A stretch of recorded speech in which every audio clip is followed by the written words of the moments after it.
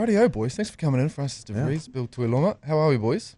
Good. Yeah, happy? Good, yeah. Look at you two teammates now, eh? Yeah. Well, we were back in the day. I don't know if Back in you the guys know day, this, yeah. Right, but, okay. We went to high school together, yeah. What, down in Canterbury? Yeah. Lincoln or something? Lincoln High School, That's right, okay, yeah. So. I was having a look at your team history, Bill, and it was funny, man. On Wikipedia it's listed Waitakere United 1 performance and then straight over to League One in France. And they got it messed up, but it is what it is. So what's happening? So you got a game Friday night. Yep. Happy? Not happy? Very happy. Yeah, exciting, you know, especially being our last camp in New Zealand. Yeah. We want to, you know, go off in our best front foot, and especially with, you know, playing good teams like Finland and Chile. Yeah, you know, two good sides, eh? Good countries, good footballing countries. So it'll be a good challenge for us. Yeah, like I said, we're very excited and good to be around the all whites environment again. I'm sure G Lane's about to go into this as well, but a different weight to the badge now, it feels a little bit like, because there's so much conversation about the World Cup. Do you guys feel that? Is it different playing for the All Whites now, knowing that the World Cup might be something that is definitely, you know, a little bit more possible, it feels like, than maybe previous years? How do you feel, mate? It'd be hard not to. You guys are going to go to a World Cup. I mean, you guys are going to hang out with some big dogs. Yeah, I mean, the World Cup is the biggest event in the world, you know. Yeah. And everyone's watching you, and you know I'm pretty sure for everyone else that it's you know, it's a dream for a young kid to go there, and it was always a dream for me to go to a World Cup, and you know, for it to be around the corner, and going over to the States and you know, States and Mexico and Canada, and being in front of, you know, all the millions of eyes that are going to watch. It's, you know, it's a big deal. Francis, where were you for the last one, bro? Where were you in 2011 when South Africa was going on? I remember exactly high school, watching with my mates, celebrating Rory's goal, celebrating the save. We were talking about that just before. Yeah, I've been to G Lane just to cram. I've been sitting in here watching the 2010 Bahrain highlights. Oh, okay. At Sky Stadium. Was it Sky Stadium at the time? It was in Wellington. Man, packed house in Wellington. The captain was fucking reamed. Mark Paston leant down to the right and made that save, and then we went to South Africa and then went undefeated. Were you? You must have been watching it at the time. Yeah, I was definitely watching it. Are you you're a 95 baby? 95, right? yeah. Okay. 95. Yeah, so. I was that World Cup. I was in the Middle East for my sins anyway, and they had some great setups. They had some great setups there with big marquees on the beach and stuff, and you go into them and they were massive. Obviously closed off for Westerners to just drink piss and watch football. And obviously heaps of expats there, like heaps of Brits, heaps of Aussies, and quite a few Kiwis as well. And I distinctly remember that Italy game where we partied. We partied in that tent like we'd fucking won the World Cup. And the fact that it's the greatest Spates question of all time, the only team to go undefeated. I mean, it's a big deal, you know, undefeated. Totally. It is. But it must be pretty awesome for football in New Zealand. Football's on a little bit of a heater at the moment. You've got the Phoenix and the Auckland FC rivalry. You know, you've got FC doing so well. I wasn't going to bring it up, but you know what I mean. But the football conversation, it's in the media. You know, like you've got rugby for so long, just dominates the headlines. Even if it's going terribly, they still dominate the headlines. And now you've got the fact that the Oceania place in, you know, the automatic qualification into World Cups now makes that path a little bit easier, as Mashi said there. Like, you guys must be pretty pumped that now you've got this. It is the biggest dance of all. It's probably the biggest sporting dance in the world. It's probably, you got the Olympics and then you probably got the FIFA World Cup. I think it is. It's number one event. It's insane. I don't think people realise how significant it is. But it's pretty awesome that we now get a pretty good shot at it every 4 years. You guys got these warm-up games this weekend, trial games. But Francis, you were saying that you can't really think about this World Cup because obviously the squad's not named yet, and this is almost like warm-ups, but you're almost kind of like, I don't really want to get too excited, but surely you want to just, these are almost like trials, are they, these games for you guys? Or how do you feel about the fact, are you saying you can't concentrate on it, but surely it's in the back of your head? Yeah, of course it is. You know, like, we know it's coming and it's exciting, and it definitely motivates you to do all the little things right, especially, you know, we're at the last part of our club season and results are getting really important. So you're trying to focus on that. You're trying to focus on doing your recovery properly. You're trying to focus on keeping your body and your mind in the best place possible. And staying healthy is a good point. Yeah. Final preparation now for us. So we're putting a lot of work this season now. So for now sure. It feels like it's all coming to this pointy end of the season. And what better way to have a motivation than to be able to get a chance to go to a World Cup? Nice. And Bill, can you feel that, like that resurgence in New Zealand around football, and the fact that it's in the media, there's conversations about it, obviously the derby that goes on every now and then, that obviously Phoenix hasn't gone great for you, but can you feel that? Can you feel that? No, 100%. Definitely feel the vibe around New Zealand is all the talk is about the World Cup, and it's a great feeling. It gets the team out there, and all these kids around New Zealand are watching the TV and be like, wow, maybe they want to do it when they grow up. But you can definitely feel the vibe about it and the excitement that that New Zealand are going to the World Cup. Yeah, I don't think you guys should underestimate the fact that you guys are going to the World Cup, because the last World Cup, that epic final between France and Argentina. My son's rugby team at the time, they were how old would they have been? They would have been like 10 years old, 9 years old. Yeah. Their entire rugby team went to football after that World Cup. No way. Every single one of them. They watched. They watched Lionel Messi, and they watched Mbappe, and they all fucking wanted to be Mbappe and Messi. Like, it was insane. And the whole entire rugby team went and played football. Didn't go well for them though, because it was a rugby team that went and played football, and they just were way too physical. Like they were way too kind of rough, and physical. And half of them went back to rugby, and half of them stayed in football. But that was the influence that just watching a World Cup, and the fact that Kiwis are going to be over there and the All Whites are going to be there. I think that's going to have a even bigger impact on youngsters. For sure, seeing them on the world stage. So no pressure. I mean, go to any park really during the winter season in Auckland, and you'll see it's full of football players running around, young football players, and probably same in Wellington, and hopefully same in Christchurch.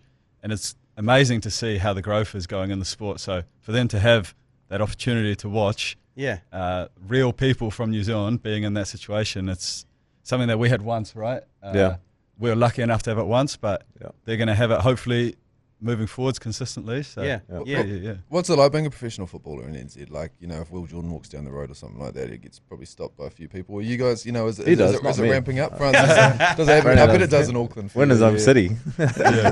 Nah, it's pretty low key. It's nice to be in New Zealand, people are really respectful. Your story's wild, eh? I mean, I'm sure you've been asked to talk about this many a time, but only a couple of years ago you were playing in Switzerland or something like that? Is that Sweden, right? Sweden, right. Working in the factory, doing all the hard yards, And then how did you get the call up to Auckland FC? So you were over there playing what? Because you got promoted a couple of times over there, right? Twice in 2 seasons or something like that. And then you got the call up from Auckland FC to come back here. You're one of the first 4 signings announced. I remember that happening. Yeah. And how did that happen? Who gave you the call? Was it Steve, or was it, I don't know, friend of the show, Nick Becker, or how did it all work? It's always like through the agent. Right, okay. But I'd done my ACL in Sweden and was just playing locally for Eastern Suburbs. Yeah. So you came back here to nurse an injury? Yeah. Fucking work out. Playing against your old team, Birkenhead, and the best team. Yeah. So a bit of rivalry, Auckland rivalry here. We're gonna go watch this weekend, maybe. Yeah. But mate, it was cool. It was cool as like I knew it was something that was in the pipeline. Okay, cool. You hear whispers and stuff, but then when they actually call you're like, I remember I was sitting in my car just about to go shopping around where I live, and then the phone rang. This unknown number, and usually you don't pick it up. You think, it's the text department. You're answering it real cautiously. Like, hello? Who's this? You never with your name, You just go, hello. Yeah. So who? That wrong number. Yeah. And is there any beef? I'll ask it. Fuck it. Going into camp now for the first time ever. We've got 2 sides in New Zealand. Well, not for the first time ever, but we now have 2 good sides in New Zealand, and they have to go into the same camp and play for the same country. I'm sure you guys put everything aside or whatever, but is it quite an interesting dynamic now that you've got a couple of rivals that are going to be playing for the same team as you? Is that weird at all, or nah? Nah, it's not weird at all. No. Obviously coming together, we're one team. We play for the national team, so all that is pushed aside, and then once we leave the All Whites, it's back to we want to kill these guys, you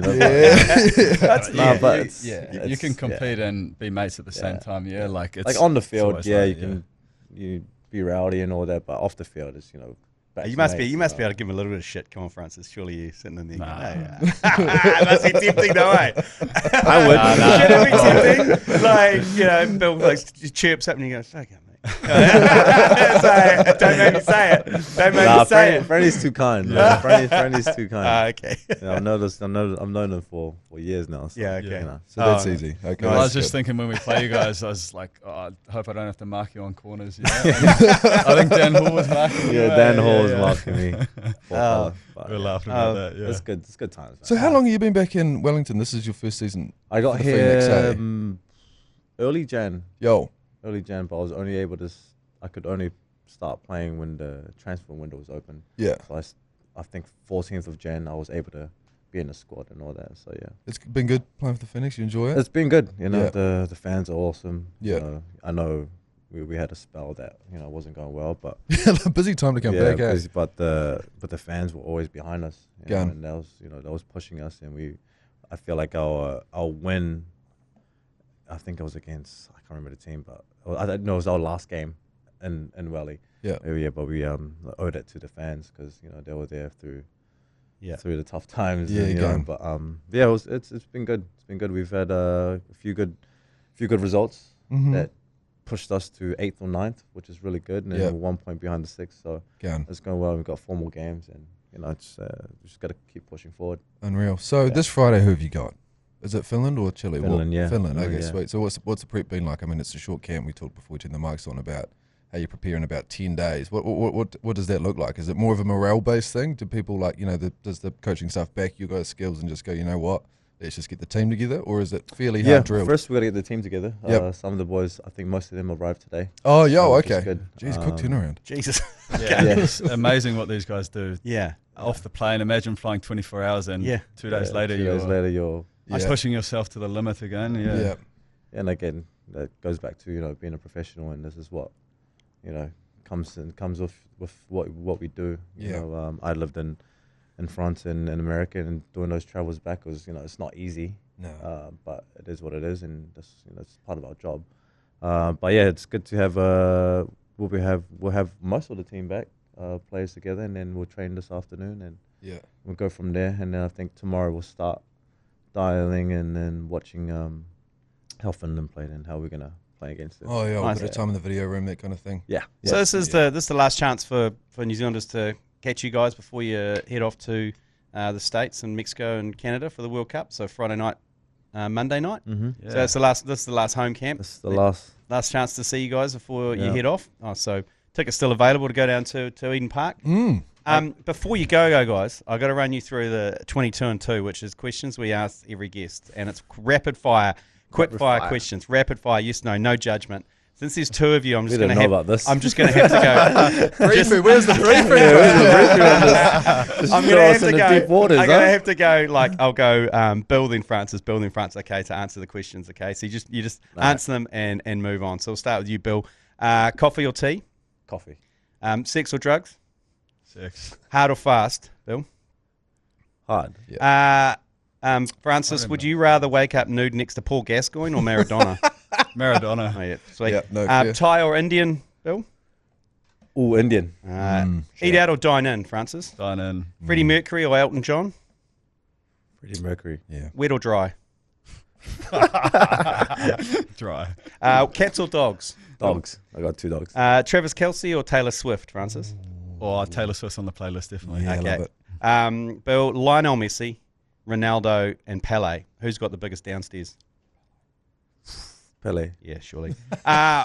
What football legend, Francis, would you bring back from the dead? Oh, good question. Right.